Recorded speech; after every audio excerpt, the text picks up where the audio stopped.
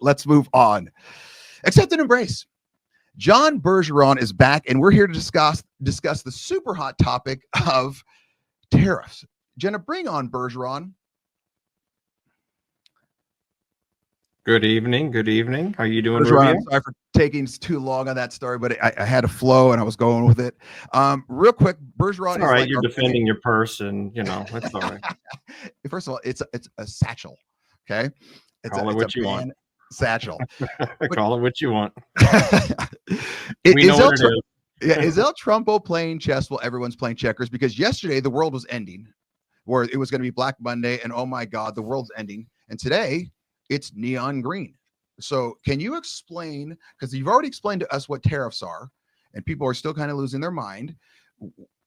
Take us through a 24-hour journey of yesterday through today. And Jenna's got all your graphics if you want anything pulled up. Yeah, so I'll say it's the art of the deal. We're watching the art of the deal 2 unfold right before our eyes. He's the world's greatest negotiator, and many people may not believe that, but I think he does this for fun and he does it for sport. He understands 10 or maybe 20 legs down from the decision, so he plays out scenarios. I know he does this where it's 6, 7, maybe 10 steps ahead. So he's already played things out. He knows that this is a breaking point for China at 125%. So what will happen next? Okay, wait, hold on. Okay. What do you mean by a breaking point for China at 125%? There are 250 million Chinese people that are employed through the manufacturing industry in China. At 25%, factories were slowing down. They were adding or eating the cost. At 50%, they were talking about slowing down to 80, 75% of production. At 125%, you're talking about widespread shutdowns, which means unemployment for the Chinese people. So it's going to get very bad for China very, very quickly, because Xi Jinping isn't the leader of China if his people are not working. Okay. So what if someone says to you, okay, but because the same people argue within 24 hours of the stock market means nothing. The stock market means everything. Well, how do you talk to those people where they are on one day saying, oh my God, El Trumpo is the worst. Look at the stock market's plunging. And then today, I think it's the biggest Dow improvement in like 25 years or something, or almost ever. I think I read one time. Well, if you're putting money in the stock market and trying to take it out within a day or two, you're a day trader and you're not a real, that's not really what the stock market's for. It's for long-term investing in American companies that grow, like Apple, like Nike, and other great American companies that you can see your investment grow with those companies over a 5, 10, 30-year period or whatever. But it's not, the stock market's not Vegas. It's not meant for a casino. It's not, you're not putting your money on black or red and do I win today or win tomorrow? You put money into these companies because you believe in them and you want to invest in them. You believe in their products. Let's say Walmart, Microsoft, Amazon. The list goes on and on. If you believe in those stocks, and it just if you liked it at say $100 and today it's at 80, well, go buy more at 80. Right? Yeah. And then the thing with Trump is, he is so much of a, I don't want to say pompous ass, but he's so much of a dude that he's been in those rooms before. He knows what he's doing. He understands that. And a lot of times as a teacher or coach, you have to do the same thing. You can't teach everyone the same way. You can't coach everyone the same way. When I was at UCLA, I was the guy, just talk to me. Just tell me what you want me to do and I'll do it. The guy that had played next to me, Myers, if you didn't MF him up and down the road, he would not pay any respect to you. He didn't like it. Jenna, do you have that video that Bergeron sent us in about El Trumpo speaking? I think this will express my opinion or show my point more. Do about China? Simple, he says. Slap a 25% tax on China. The messenger is important. I could have one man say, we're going to tax you 25%. And I could say another, Listen, you mother, we're going to tax you 25%. Is that what I'm talking about? Yeah, absolutely. And this is what the whole sentiment is these days. It's anti-Trump. So again, you go back to the tariffs. Trump in 2016, 2017 put 10 or 20%, I can't remember the actual number, of tariffs on China, as as an opening salvo. Biden not only liked those, he increased them when he got them. So if tariffs are so bad, then why did Biden, increase those tariffs on China after he got into office? It's because he realized they are making billions of dollars on the. Ultimately, a tariff at the end of the day is a use tax. So it covers anyone that's going to use that particular product. It's almost like a sales tax. But it's specified to, if you are going to use that individual product or not. And by the way, that's why we're trying to reindustrialize America so we can build those products in the United States. And I'm willing to bet the majority of Americans at this point right now would say, hey, I'll spend $10 instead of $8 for a better American product as long as it lasts. Because a lot of that stuff you buy through Temu or Shein or whatever, and it's just crap. And there's a reason why it's a penny for 500 of them, because you're getting maybe a one-time use out of it, or it's going to be the wrong size or not even close to fitting, and you get what you pay for. I mean, there's also like a 9-year-old person making it, or a 3-year-old, and it's one of those things that me 100%, I would much rather pay for an American product, pay a little bit more, and just know that it's okay. Yes, it's made in America. Number two, it's going to last. I mean, I think that's what everyone wants nowadays, is just something that lasts. Yeah, I think the biggest eye opener for me is the advocacy for child or forced labor in China, right? Oh God, my whatever is going to go up X amount of dollars. Well, by the way, when you got that item, it was stitched by an 11-year-old whose hands are bleeding, right? I mean, whatever that item may be. So why not shift those jobs to American unionized companies that support American, that will increase the tax base, that will increase the jobs market within America. Think about how many jobs that would be if we reindustrialized America. That's 250 million Chinese people. That probably equals 50 or 75 million Americans, if you think about it. Yeah, those companies are not exactly OSHA approved and or just regulated, due to the fact that, isn't it outside of Amazon, they have nets outside their windows because people were trying to kill themselves so often that they literally said, okay, well, there's a net, so go ahead and jump. You're just going to fall into a trampoline at this point. That's Foxconn. Yeah, that's Foxconn. It's a Chinese company, and they do have nets outside of the company for suicide prevention. That's absolutely 100% true, because they work them 16 hours a day.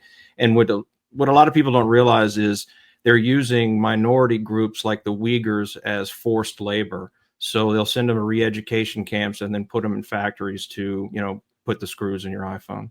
Is forced labor just slang for slaves?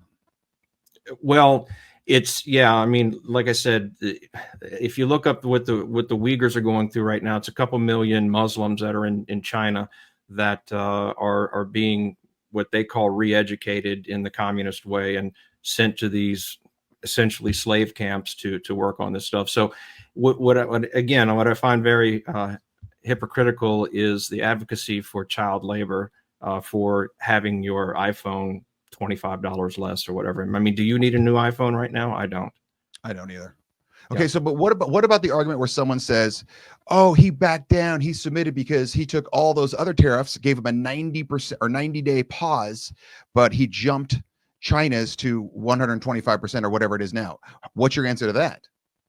What is this doing? I mean, honestly, and from your perspective, what do you think he's doing? Does he seem to be crazy, or does he seem to have it together and he understands the moving parts of this?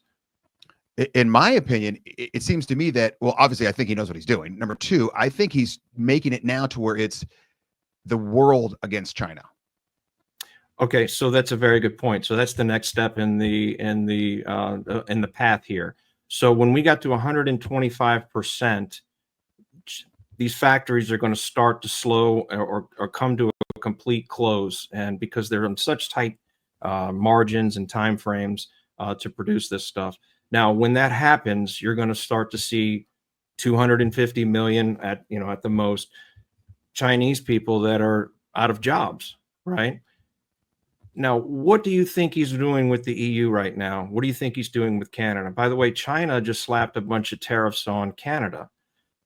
Would it be possible that Trump would then coalesce Canada, Mexico, and the EU against China once and for all, right? Let's reduce all this. Let's do this here and there. But let's, as a united group, come together against what China has been doing, stealing our IT, thieving all of our manufacturing, the slave labor and everything else like that. So the next step is going to be coalescing all these countries together to be China versus the world. And China showed its hand by retaliating today, going to 84%. It'll be a huge mistake if they go even higher, because this is going, if this goes to 250%, it's going to be widespread shutdown for the Chinese economy. And he can't let that happen because the people turn against him. They have no jobs. They have Again, this is art of the deal. He understands the leverage. We have what China wants, which is the American consumer. He understands this. He's going to put all the leverage in he's going to negotiate from strength. So, he backed down from this or that. No, what he did was show a little flexibility to give other countries a window to come in and negotiate and say, hey, thank you for this 90-day pause. We would like to present our best foot forward here, and let's do this. And in those meetings, they're going to say, would you like to join the effort against China? Whoo. Okay. Yeah. The step after that, Rubio, is currency devaluation, widespread currency devaluation, and then you're going to see civil unrest like you've never seen before. In China. So what's your prediction? Number one, do you have any other graphs that you want to show? And then number two, what is your prediction for what's happening within the next 30 days for all these people that are, oh my gosh, the world is crumbling, stocks. It really depends on China right now, what they want to do. If they want to, they say they vowed to fight to the end. One of China's things is not to show any weakness, but they are a paper dragon. 84% tariffs on nothing is still nothing. We sell them soybeans once every 4 years and call it a day and think that's successful. Well, they're going to slap a bunch of tariffs, 84% on soybeans. Great. Trump will write the American farmers a check and say, what else do you got? So in your mind, you're not stressed.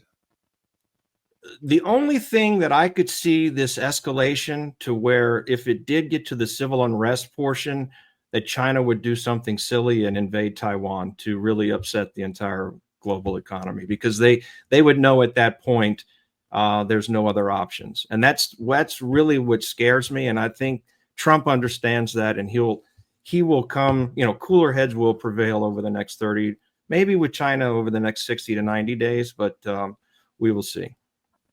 We have all the aces.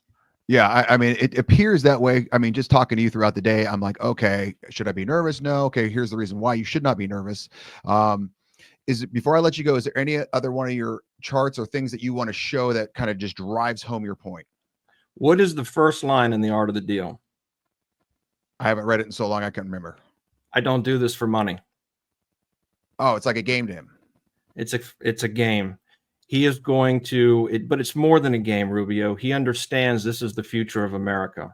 We are resetting these deals one by one. These countries have been taking advantage of us since World War II, I'll say.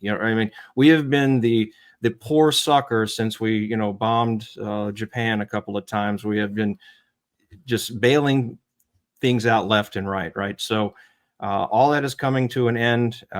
Billions of dollars are being saved. Wouldn't it be nice to have the entire country's infrastructure taken care of? I mean, we are sending that kind of money out of the country every single year. So Trump understands that these trade deals will strengthen America, bring home all of the goods and products that we need for defense and for medicine, for pharmaceuticals and things like that.